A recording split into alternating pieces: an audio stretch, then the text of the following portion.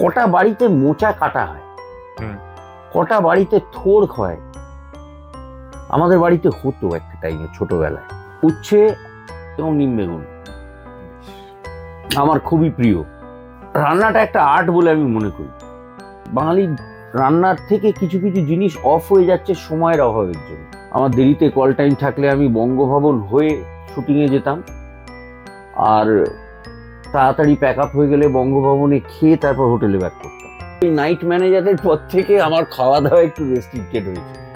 আমি দেখেছি বাঙালি তো আফটার অল যেখানেই যাই না কেন, স্যান্ডউইচ হোক, গ্রিল চিকেন হোক, গ্রিল ফিশ হোক, আলা কি হোক, যে কোনো খাবার 4 দিন 5 দিন ম্যাক্সিমাম ঘুরে ফিরে আমাকে ভাতে ফিরতেই হবে।